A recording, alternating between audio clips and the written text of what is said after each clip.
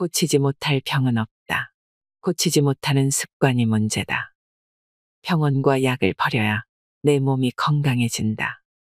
항암 치료는 사기다. 양심이사가 전하는 건강 지침서. 오늘 소개해드릴 책은 의사의 반란입니다. 모든 병에는 반드시 원인이 있습니다. 건강을 위해서는 이것을 당장 끊으셔야 합니다. 약을 끊자. 약은 우리가 건강해지는 일에 오히려 방해될 수 있다는 사실을 깨닫는 과정은 의사인 저에게도 두려운 시간이었습니다. 그런데 이게 웬일입니까? 약을 끊으면 뭔가 안 좋은 일들이 생기면서 환자가 힘들어할 것 같았는데 약을 줄여나갈수록 원기를 회복하고 힘이 생기는 것을 볼 수 있었습니다. 이게 무슨 일입니까? 한 사람에게만 일어난 일이 아니라 이 사람도 저 환자도 모두에게 똑같은 일들이 생기는 것이었습니다. 정말 내가 사람의 몸을 모르면서 이제까지 약을 처방해왔구나 하는 자괴감이 들었습니다. 하루의 일정 시간에 좀 더 많은 환자를 보기 위해 환자들로부터 불편한 증상만 듣고 정답이 정해진 답안지처럼 반복적으로 처방해왔던 일들과 고혈압, 당뇨병 같은 병들은 평생 약을 먹어야 한다는 잘못된 신념으로 환자들의 얼굴도 한번 쳐다보지 않고 반복 처방해왔던 일들이 떠올랐습니다. 저는 환자 스스로 생활을 돌아보고 습관을 교정하면서 그 병을 치료하는 결과를 만들어내게 되었습니다. 고혈압 약과 당뇨병 약을 끊고 인슐린을 끄는 환자분들이 여기저기에서 불치병과 난치병으로 고생하고 있는 환자들을 모셔왔습니다. 온갖 질병을 앓는 환자들이 가진 공통점은 살기 위해 먹고 있는 약물이 오히려 질병으로부터 우리 몸이 회복되는 것을 막고 있었다는 것이었습니다. 증상이 심해지면 다들 큰 병원으로 가서 좀 더 정확한 값비싼 검사를 받고 진단명을 받아 들게 되면 그때부터 본격적인 약물 투여가 시작됩니다. 진짜 질병의 원인이 무엇인지도 모른 채 말입니다. 우리가 살기 위해 꼭 필요한 약이 있을까요? 저는 단 한 가지도 없다고 자신 있게 말씀드립니다. 우리 몸은 스스로 증상을 일으키고 스스로 치유하는 능력이 있다는 것을 믿고 따르는 것이 선행될 때 단 한 알의 약이라도 체내에 들어오는 것을 거부하게 될 것이고 그래야 건강해집니다. 몸에 불편한 증상이 생겨 병원에 가면 이런저런 약을 처방해주면서 꼭 챙겨 먹어야 한다는 소리를 합니다. 더 나아가 약을 안 먹으면 큰 문제가 생길 수 있다는 설명도 따라 붙습니다. 결국 몸이 나빠질 수 있다는 불안감이 증폭되면서 자신도 모르게 환자가 되고 마는 것입니다. 꼭 먹어야 살 수 있는 약은 없습니다. 따라서 불편한 증상에 대해 약을 선택하기보다는 체력을 늘리려고 노력하는 것이 훨씬 바람직한 선택일 것입니다. 불치병은 없습니다. 불치의 습관이 있을 뿐입니다. 지난 겨울 진료실을 찾은 50대 후반의 남자분은 운전 일을 하는데 자주 손이 저리고 밤에는 다리에 쥐가 나서 힘들다고 했습니다. 제가 그분에게 혈압약을 드시냐고 물었더니 3년 전부터 협심증이 있어 스텐트 시술을 받았고 지금은 약물을 복용하고 있다고 했습니다. 진료실에 찾아와서 손발 저림을 호소하는 사람 중에 많은 분들이 오랫동안 혈압약을 먹고 있다는 사실을 알고 있었기에 이런 증상이 있는 분들에게는 꼭 물어보는 질문입니다. 그럼 혈압약이 왜 손발 저림을 만들까요? 우리 몸에서 손발을 움직인다는 것은 그곳까지 혈액이 가야 가능한 일입니다. 추운 곳에 갔을 때 손가락이 굳어버리는 이유는 손이 차가워지면서 일시적으로 혈액이 없기 때문이죠. 이처럼 우리가 일상생활을 하면서 손발을 움직여야 하는데 혈압약은 혈관의 움직임을 방해하게 됩니다. 그러니 혈압이 떨어져도 상대적으로 손끝, 발끝으로 혈액이 잘 가지 않게 됩니다. 그때 우리 몸은 혈관을 확장시키려고 노력합니다. 그래야 움직일 수 있기 때문이죠. 그런데 이런 노력을 하게 되면 곧바로 불편한 증상이 나타납니다. 혈관을 확장할 때 저린 증상이 생기는 것입니다. 다시 생각해보면 우리 몸에서 신호를 보내는 것이라 할 수 있습니다.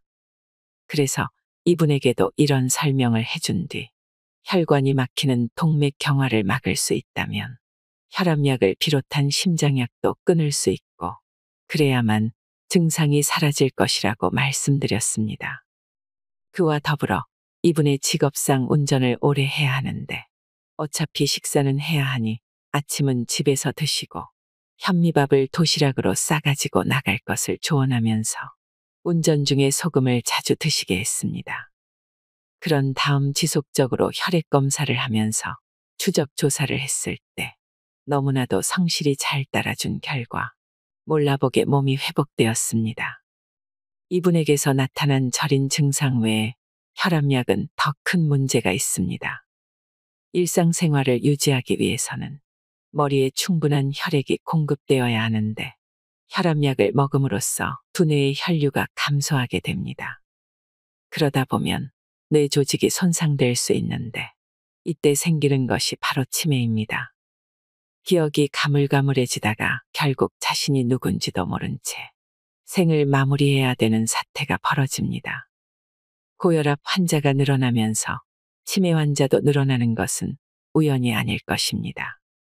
혈압약을 먹어봐야 득될 것이 없습니다. 혈압이 비정상적으로 높다는 것은 혈관이 노화되고 있다는 증거이므로 혈관이 젊어질 수 있도록 생활 습관을 바꾸는 것이 건강하게 오래 사는 비결입니다. 온몸을 망가뜨리는 당뇨 합병증. 대부분의 당뇨병 환자분들은 약을 먹으면 더 이상 나빠지지 않고 유지할 수 있다는 생각에 약을 복용합니다.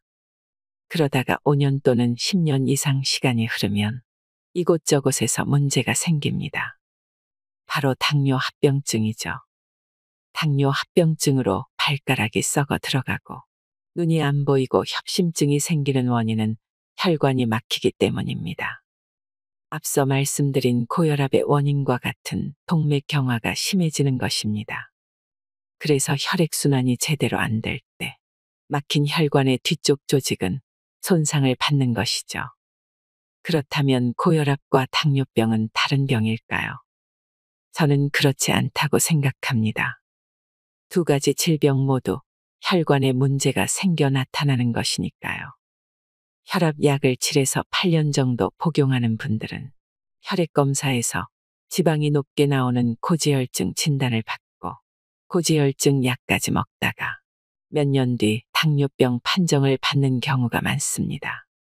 그러다 보니 약은 어느새 한 주먹이 되어버립니다. 고혈압으로 심장내과에 가서 약을 받고 당뇨병으로 내분비내과에 가서 약을 받으니 약봉지가 늘기 시작하는 것이죠.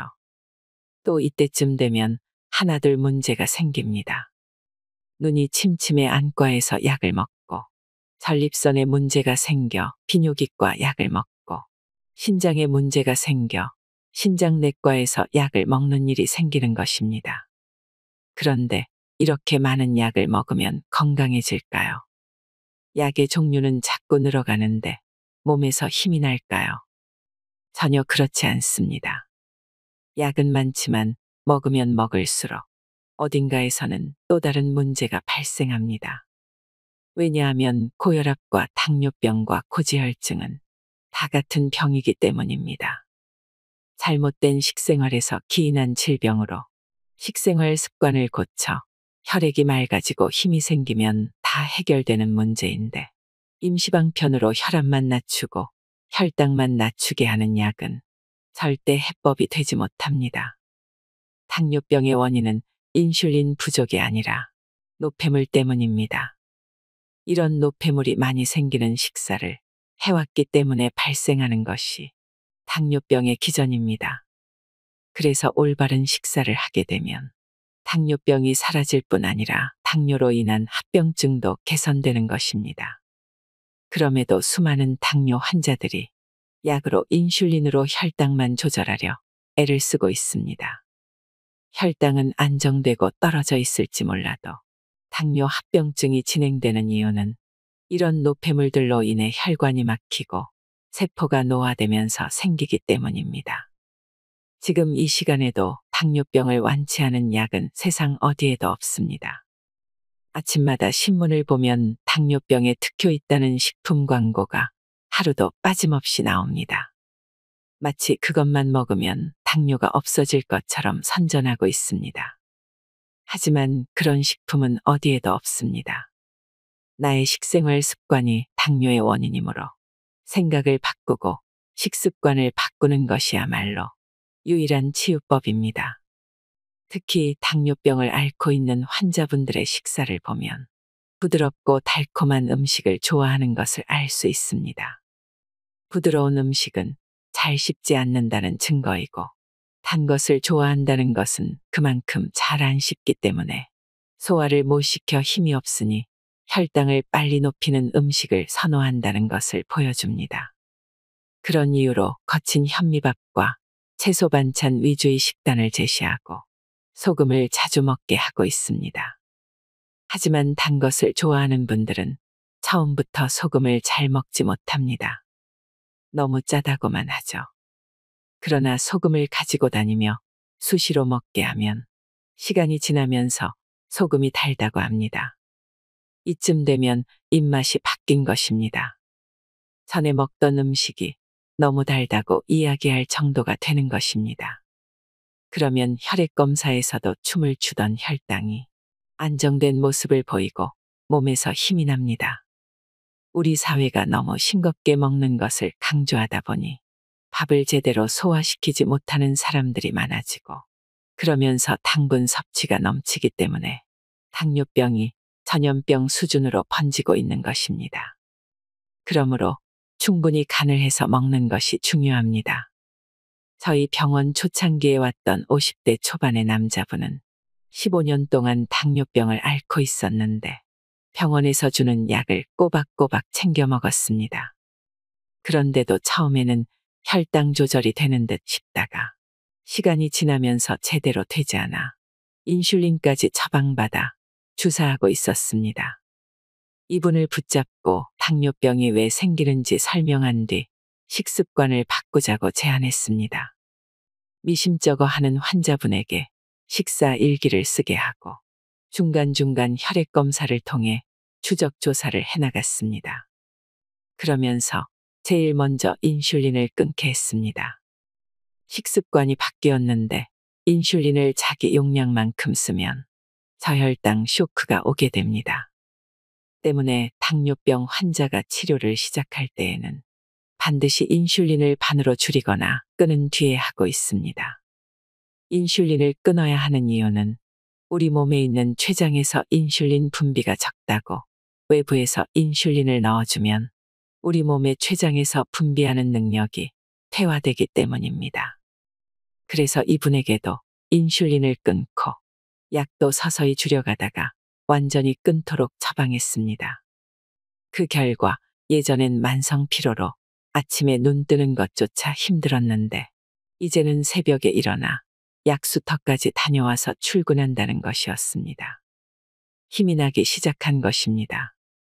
그런데 혈당이 바로 떨어지느냐 하면 대부분의 환자들은 그렇지 않습니다. 혈당이 오르는 것을 약으로 눌러놨기 때문에 약을 끊으면 처음엔 상당히 올라갈 수 있습니다.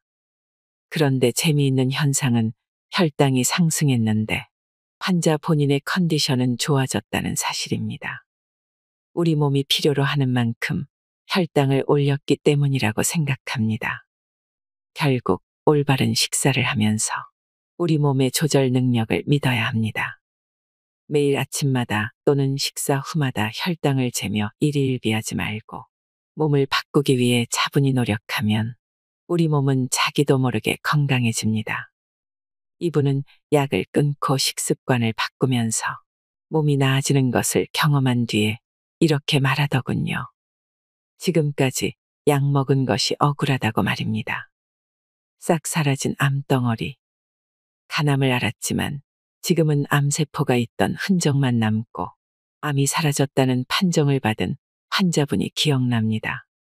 저희 병원에서 시기에 대한 기본적인 정보를 익힌 뒤 곧장 강원도 산골로 내려가 새벽에는 추우나 더우나 방문을 활짝 열어 풍욕을 하고 아침부터 산에 올라 물줄기가 폭포처럼 쏟아지는 바위에 앉아 책도 읽고 낮잠도 자고 내려오는 길에 나뭇잎과 질경이 민들레 잎을 따서 현미밥과 함께 식사하면서 그분은 간암을 이겨냈습니다.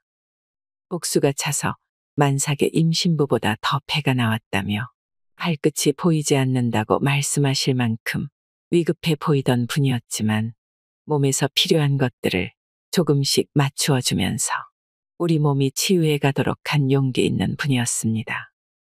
그 비결 중에 시골의 맑은 공기도 한몫했을 것이라는 점은 의심할 여지가 없습니다. 암은 병이 아닙니다.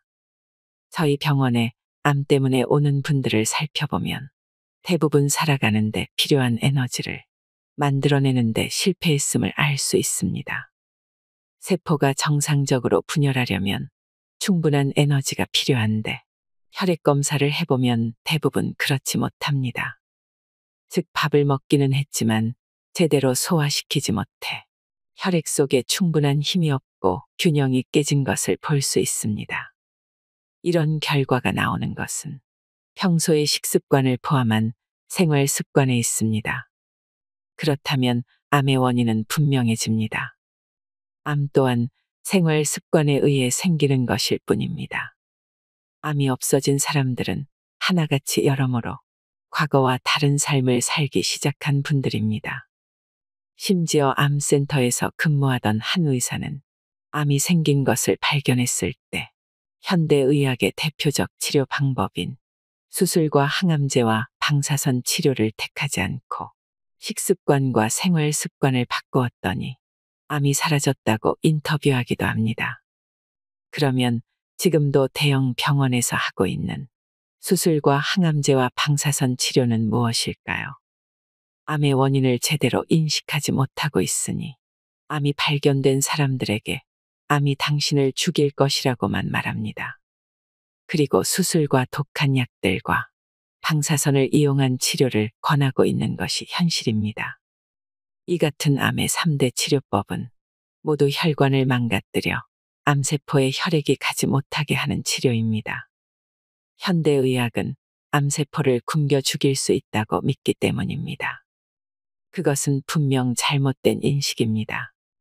암은 혈액순환이 안 되는 상황에서 몸이 살기 위해 생기는 것이므로 에너지가 넘치는 혈액이 잘 돌게 하면 없어질 수 있습니다. 오히려 혈액순환을 안 되게 하는 치료가 여러 곳의 독종 세포를 더 키워내는 역할을 하고 암 때문이 아니라 암 치료의 부작용으로 생명을 잃는 일이 비일비재하게 벌어지는 것입니다. 그런 의미에서 저는 나이 들어 혈액순환 기능이 떨어져서 발생한 암은 자연사의 한 부분으로 받아들여야 한다고 생각합니다. 지금의 사망 순위를 보면 자연사라는 항목은 없습니다. 사람은 누구나 자연적으로 죽음을 맞는데도 말입니다. 70에서 80대의 암을 발견한 경우 안타깝지만 회복이 어려운 게 사실입니다.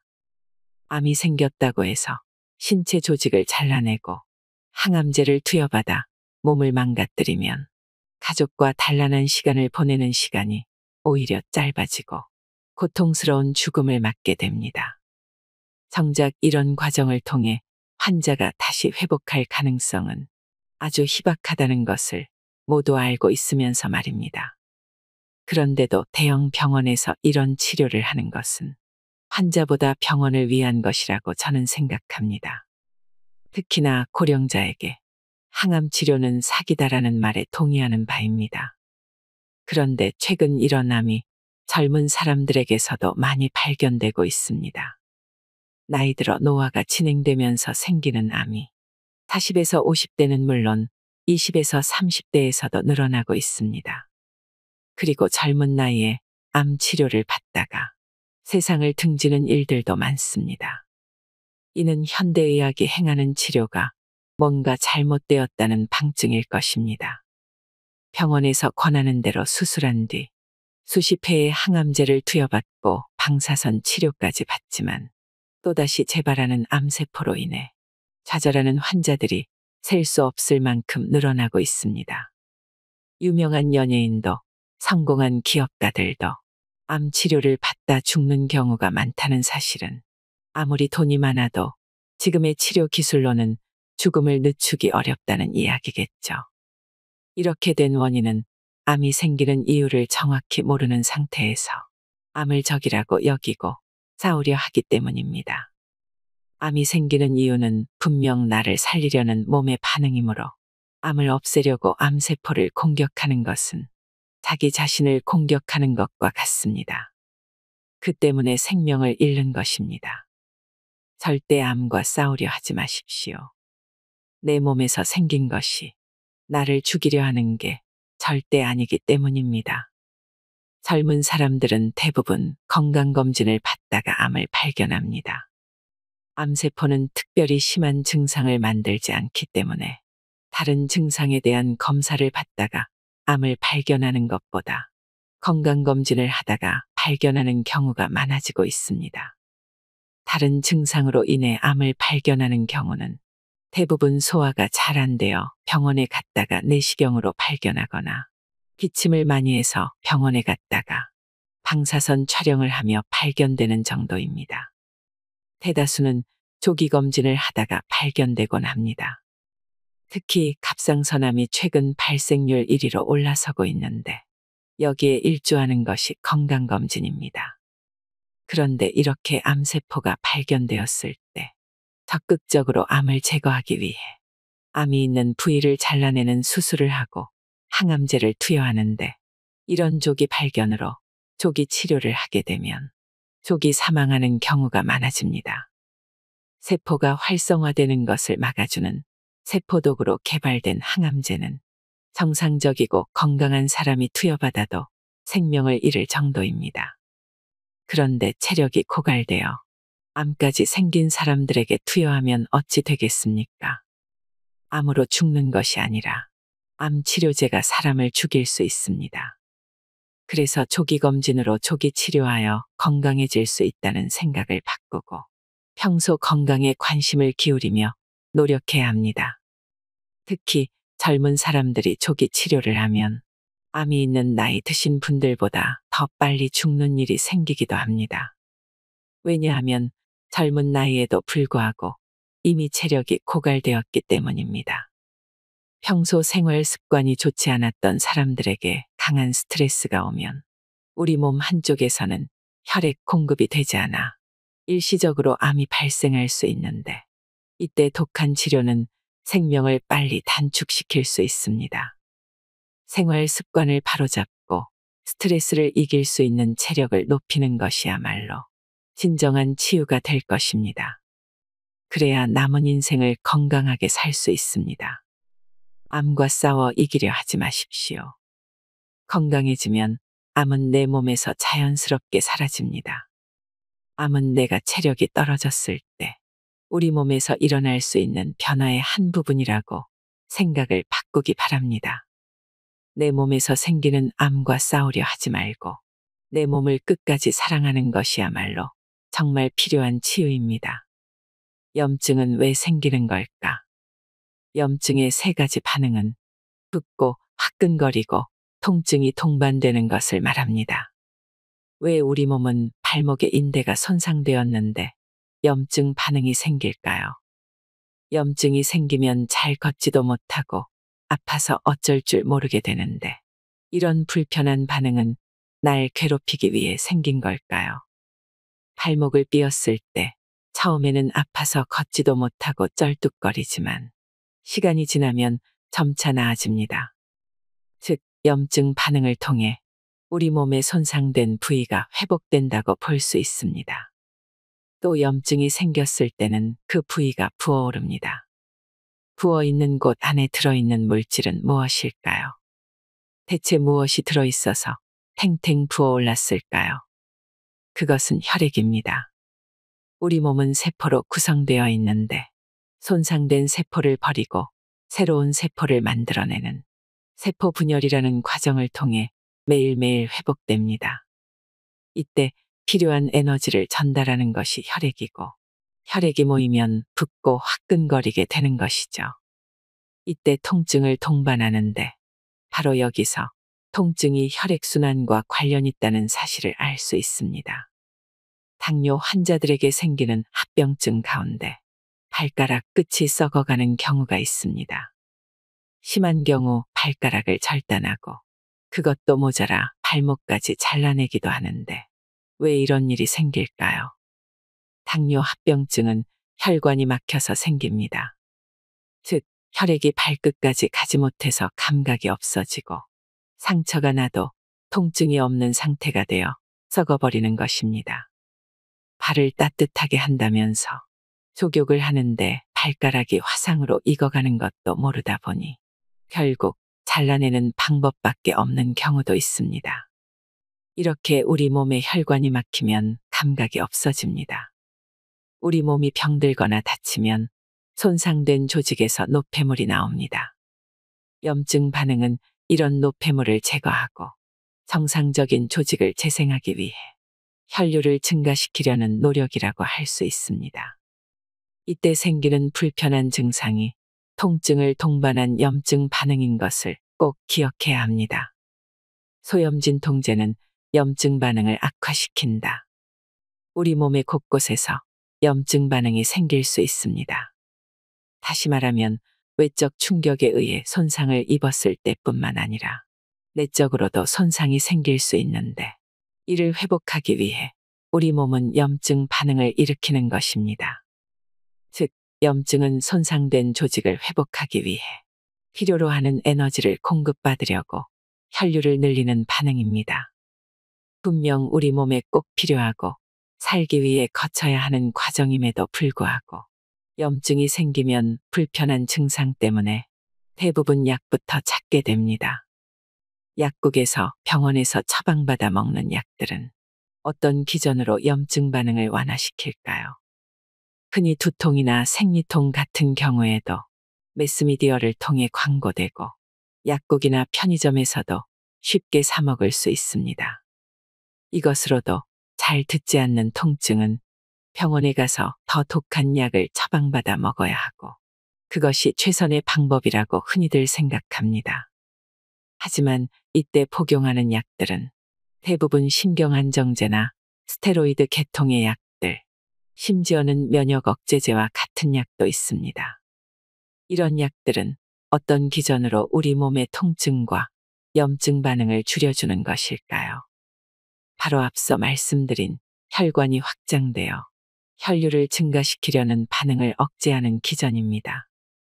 혈관을 수축하게 함으로써 통증을 줄이는 약들입니다. 이런 약들은 증상을 억누르기만 할 뿐 우리 몸을 회복시키지는 않습니다.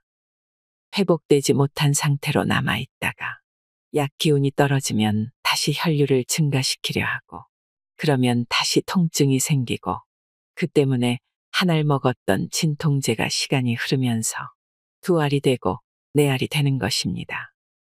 또 네 알의 약이 통증을 완전히 없애주고 재발하지 않게 해주면 좋겠는데 실상은 그렇게 약을 먹어도 또다시 생기는 통증으로 괴로워하는 사람들이 많은 것을 볼 수 있습니다. 게다가 증상을 억누르기 위해 복용하는 약들은 우리 몸의 해독 기관을 통해 배출되어야 하는데 간과 콩팥을 통해 분해되고 배설되는 것들이 많습니다. 염증을 억누르려고 먹는 약들 때문에 간이 손상되고 콩팥이 망가지는 경우는 바로 이런 경로를 통해 생기는 것입니다. 저희 병원에 오는 분들은 대부분 많은 약을 복용하고 있습니다.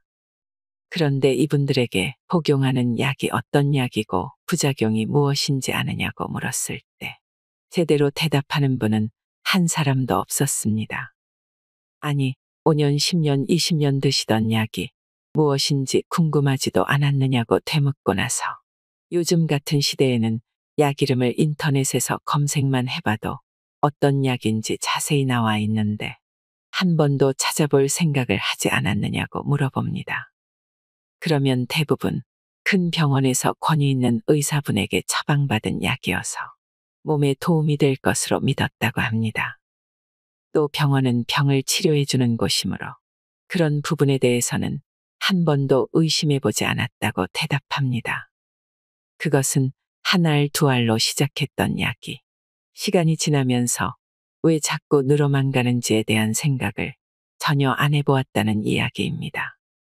처음에는 내 몸의 증상을 없애주어 병이 나은 것처럼 느끼게 해주지만 시간이 갈수록 우리 몸은 약 때문에 점차 손상되어 전에 없던 증상으로 점차 약의 종류가 늘어가는 것입니다. 약을 먹는다 해도 결국 부위가 점차 넓어지거나 면역력이 떨어져 다른 질병에 노출되고 신장이나 간 기능 손상이 진행되는 것을 보면 약은 더 심각하게 건강을 악화시킬 뿐입니다. 우리 몸의 염증 반응이 왜 일어나는지에 대한 생각 없이 빨리 증상을 없애주는 것이 최선이라고 생각했지만 분명 그것은 잘못된 처방입니다. 빨리 증상을 없애주는 처방이야말로 우리 몸을 건강에서 더욱더 멀어지게 만드는 행위임을 명심해야 합니다. 병들게 하고 수명을 단축시키는 식사.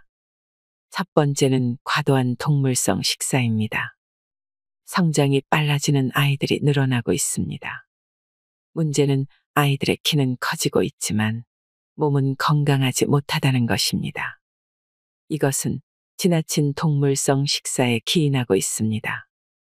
빨리 크는 만큼 빨리 노화되고 있다는 증거입니다. 류머티즘 관절염을 앓고 있는 여학생은 여태껏 하루에 1리터의 우유를 물처럼 마셨다고 합니다. 과도한 동물성 식사는 왜 문제가 될까요?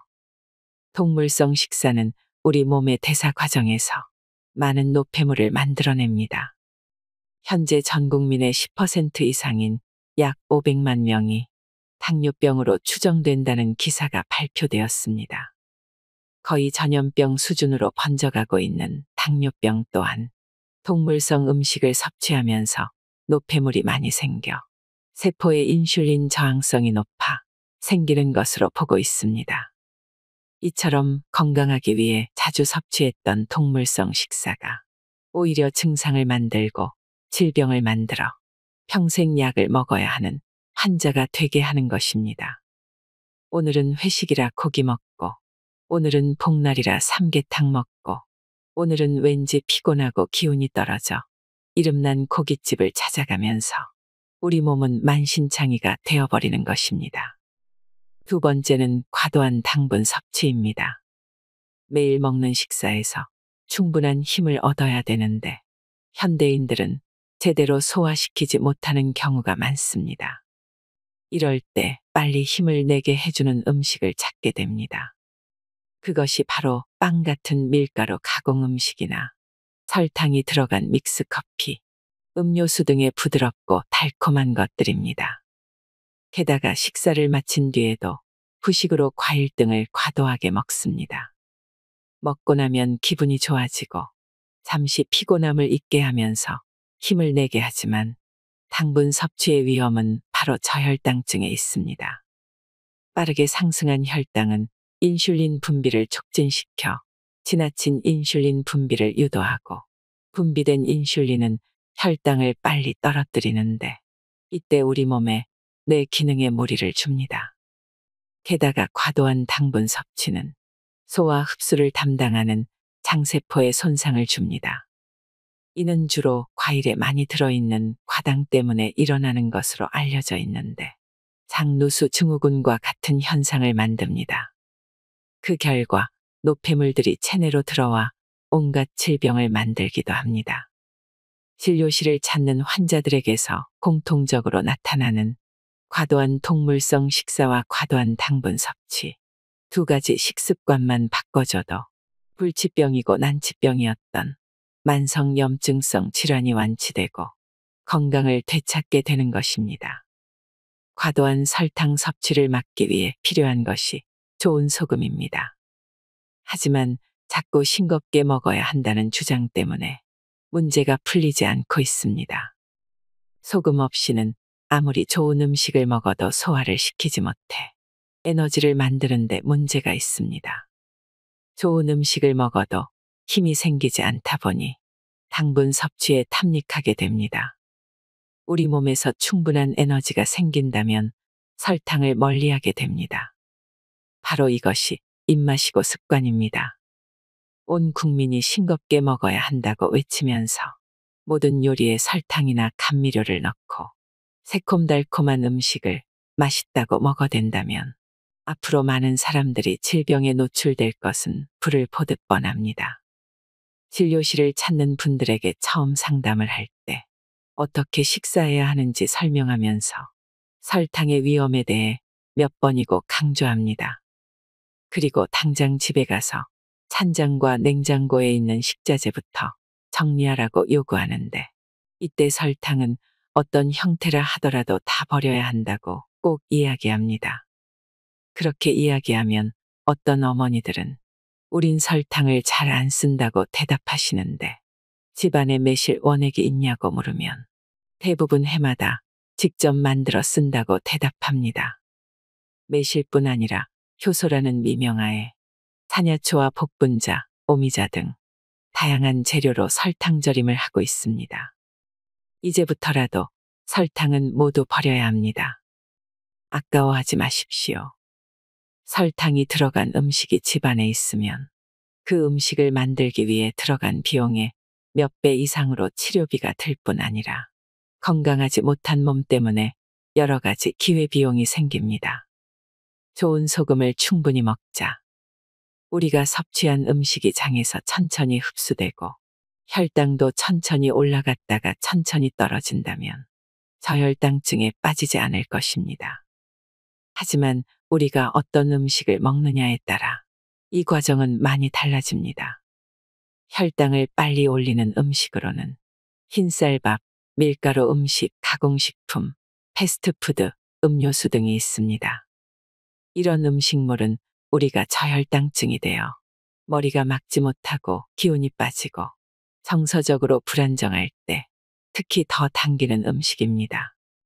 흰밥으로 점심을 빠르게 해치우고 식당 입구에 놓여있는 믹스커피나 사탕을 물고 나와도 오후 3시경이면 머리가 무거워지고 다시 피로감이 크게 달하는데 그럴 때 달콤한 간식이나 믹스커피 한 잔으로 몸을 다시 가동시킵니다.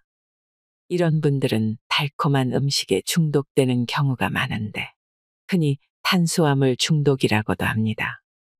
이 같은 식습관이 계속되면 혈당을 조절하는 췌장이 과로하게 되어 당뇨로 발전할 수 있고 심한 경우 췌장암으로 진행됩니다.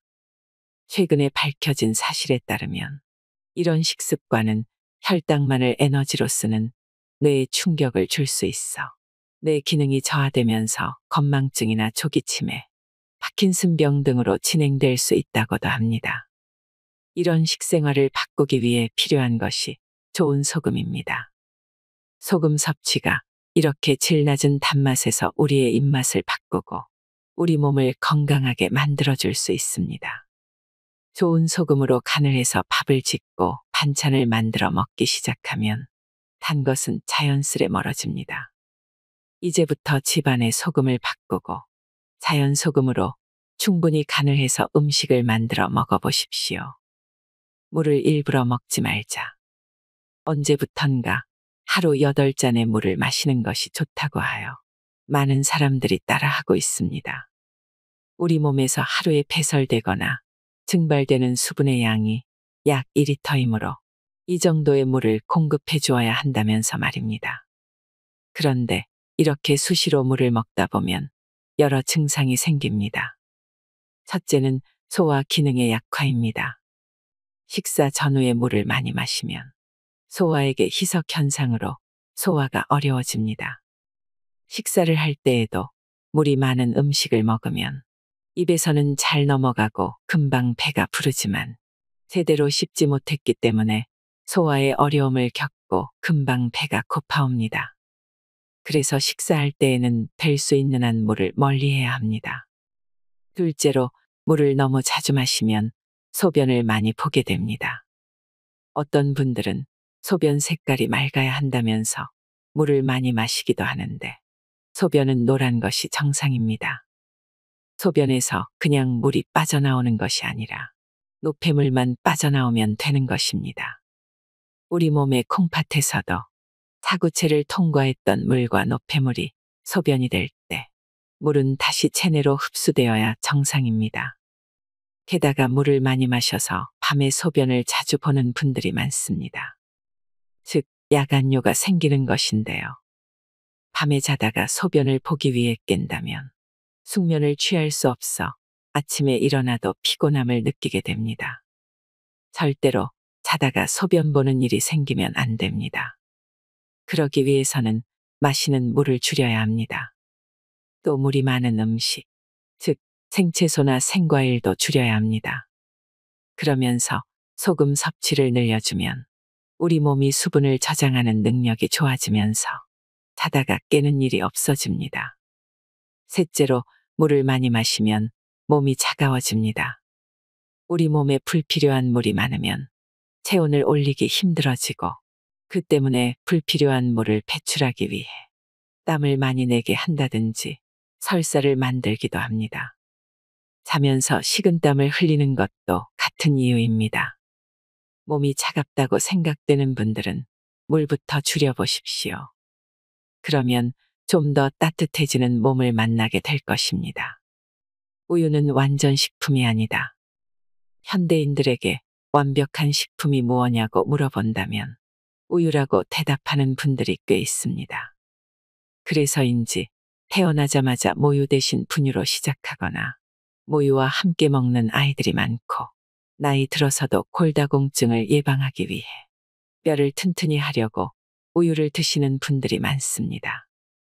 우리나라 사람들보다 훨씬 키도 크고 건장해 보이는 서양인들이 유제품을 즐겨 먹는 것을 보고 따라하면서 정부 주도하에 모든 학교에서 우유 급식을 추진해왔고 지금도 많은 학교에서 아이들의 성장을 위해 우유를 먹이고 있습니다. 그런데 아이러니한 사실은 아이들의 성장은 빨라지고 체격도 커졌지만 그만큼 질병도 많아졌다는 것입니다. 특히 아토피나 소아 당뇨 같은 병들을 흔히 볼 수 있게 되었습니다. 이렇게 원인을 정확히 알 수 없는 질병들 중심에 우유가 있을 것이라고 생각하는 학자들이 늘고 있습니다. 가장 근본적인 이유가 우유는 인간이 아닌 송아지가 먹기 위해 만들어진 것이기 때문입니다. 우유를 먹어야 한다고 주장하는 사람들은 우유에 함유된 단백질이 성장을 촉진하고 칼슘이 많아 성장기 아이에게 꼭 필요하다고 이야기합니다. 우유에는 단백질이 모유보다 많은 것이 사실입니다만 인간의 성장에는 그 정도로 필요치 않은 것이 문제입니다. 아니, 사실은 위험에서 더 큰 문제지요. 송아지는 인간과 달리 태어나면서 일어설 수 있고 성장 또한 빨라 6개월 정도만 지나면 풀을 소화시켜 덩치를 키우는 모습을 보여줍니다. 또 다른 문제는 우유의 단백질엔 모유에 있는 단백질과는 다른 성분이 들어있는데 이것이 장내에서 흡수되면 체내의 노폐물이 되어 염증 반응을 일으킨다는 것입니다. 즉, 우유를 먹으면 과도한 단백질로 인해 성장이 촉진될 수 있지만 그만큼 빨리 노화되어 질병이 생길 수 있다는 이야기입니다. 빨리 크고 빨리 늙고 빨리 병들게 하는 것이 우유의 기능이라고 생각됩니다. 때문에 지금도 광범위하게 퍼져 있는 학교에서의 우유 급식을 중단해야 합니다. 더 이상 못 먹고 살던 시절도 아닌데다 우유에 대한 환상까지 더해져서 우유가 완전 식품인 것처럼 선전하는 광고에 현혹되지 말아야 합니다. 어른들 중에는 특히 갱년기의 여성분들 중에는 뼈 건강을 위해 매일 우유를 드시는 분들이 있습니다. 이분들 또한 생활 습관을 보면 곡식을 씹어서 먹기보단 우유나 과일 같은 부드러운 음식으로 식사하는 경향이 있습니다. 매일매일의 식사를 통해 충분한 에너지와 영양소를 얻어야 하는데도 먹기 쉬운 것들로 식단을 채우는 것입니다. 그 결과가 어떻겠습니까? 제일 먼저 소화기관의 불편함을 호소하고 있습니다. 항상 속이 더부룩하면서 소화가 잘 안 되고 가스가 많이 차고 변의 형태가 좋지 않은 것을 보게 되는데, 이런 일들이 지속되면 자주 피곤하고 일상생활이 힘들어집니다. 또 변비로 고생하는 분들은 우유를 발효시킨 요구르트를 먹고 좋아졌다고 말합니다. 하지만 이는 장이 건강해져서가 아니라 우유에 들어있는 카제인이라는 단백질 때문인 것으로 알려져 있습니다. 카제인은 우리 몸에 없는 단백질이므로 소화기관에서 흡수하지 않으려고 설사를 일으킵니다. 바로 이런 현상을 이용하여 약한 설사를 만들면 변비를 해결할 수 있기 때문에 건강식품인 것처럼 광고하며 장까지 살아서가는 유산균이라는 말로 현혹하는 것입니다. 변비는 유제품을 먹지 않아 생긴 것이 아닙니다. 잘못된 식생활을 했기 때문에 장운동이 저하되고 아랫배가 차가워진 것이 원인이므로 전반적인 식생활을 점검해야 합니다. 그저 우리 몸에 독소를 만들고 해로운 영향을 주는 발효유로 해결하는 방식은 결국 더 큰 질병을 만들어낼 뿐입니다. 더 나아가 우유를 만들어내는 과정에도 많은 환경적인 문제가 발생하고 불필요한 호르몬과 간접적인 항생제 섭취를 하게 된다는 것은 널리 알려진 사실입니다. 이제부터라도 우유는 송아지에게 돌려주고 서재 형태는 음식을 제대로 먹지 못하는 유아기에만 먹는 것이 인간에게 올바른 식사인 것을 알아야겠습니다. 현미밥을 먹자. 쌀의 영양은 쌀의 알맹이에만 있는 것이 아니라 껍질과 신운에도 있기 때문에 껍질이 있는 현미를 먹어야만 영양적으로 균형 잡힌 주식으로서의 기능을 할 수 있습니다. 집에서도 간단한 실험을 해볼 수 있는데, 현미와 백미를 접시에 놓고 물을 부어 넣으면 시간이 지나면서 백미는 불다가 썩지만 현미는 싹이 나는 것을 볼 수 있습니다. 어떤 것이 생명이 있는 음식일까요? 우리 몸도 생명을 유지하기 위해서는 생명이 있는 음식을 먹어야만 합니다. 그럼에도 현대인들은 먹기 불편하다는 이유로 껍질을 벗겨낸 흰쌀을 먹는데, 이처럼 흰쌀을 주식으로 하니 전체적인 영양이 불충분해지고 힘이 없으니 힘을 내야 한다며 고기 반찬과 온갖 반찬을 차려놓고 식사를 하게 된 것입니다. 또 달콤하고 맛있는 간식과 비타민, 미네랄, 오메가3 등의 건강기능 식품도 필요하게 된 것입니다. 그러나 이런 식사를 통해 우리 몸이 건강해진다는 것은 환상일 뿐입니다. 현대의 영양학은 먹거리에 들어있는 성분을 분석하여 이것저것 먹자고 주장하면서 골고루 먹는 것이 좋다고 외치지만 그 결과가 어떻습니까? 시간이 갈수록 만성질환 환자들이 늘어가고 수많은 종류의 약을 먹으면서 하루를 시작하는 사람들이 늘어가고 있습니다. 이렇게 바뀐 가장 큰 이유는 매일 먹는 밥에 대한 우리의 생각이 잘못되어 있기 때문입니다. 많은 사람들이 다양한 음식을 골고루 먹어야 한다고 생각하여 반찬의 양과 종류를 늘리고 밥의 양은 줄이고 있습니다. 하지만 우리 몸의 소화기관은 한 번에 한두 가지 음식이 들어올 때 가장 소화력이 높습니다. 뷔페에 가서 화려하게 차려진 식탁을 둘러가며 이것저것 식사할 때는 행복한 느낌이 들지만 식사를 마치고 나면 소화가 안 되고 피곤하며 속이 불편한 경험을 해보았을 것입니다. 소화력이 높아지면 힘이 생기고 마음도 편안해집니다. 이를 위해서는 소박한 식단으로 우리 몸의 가장 균형을 이루는 완전한 먹거리를 제공해야 하는데, 이것이 바로 현미밥 위주의 식단입니다. 현미에는 우리 몸의 주 에너지원이 되는 탄수화물을 비롯해 단백질, 비타민, 미네랄이 들어있고 장운동과 해독에 중요한 역할을 하는 식이섬유가 많아 가장 완벽한 주식이라고 할 수 있습니다. 현미는 그 자체만 완전히 소화할 수 있으면 다른 음식이 필요 없을 정도로 완벽한 주식입니다. 그러므로 현미의 영양을 최대한 높일 수 있도록 꼭꼭 씹어서 천천히 식사하는 것이 중요합니다. 가끔 환자분들에게 우리의 주식이 무엇이냐고 묻습니다. 그러면 한결같이 밥이조라고 대답합니다. 하지만 현대인들의 식탁을 보면 주식이 자기 자리를 잃고 있는 모습을 보게 됩니다.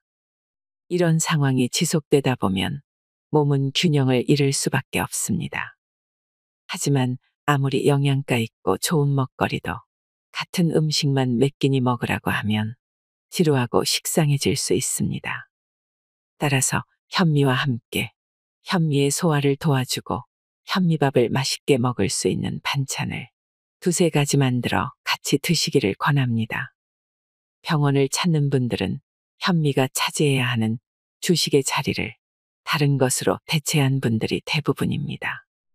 백미를 비롯하여 떡과 밀가루 음식, 고기나 과일, 생채소 한 접시, 고구마나 가공식품 등이 매일매일의 주식 자리를 대신한 식사가 되고 있습니다.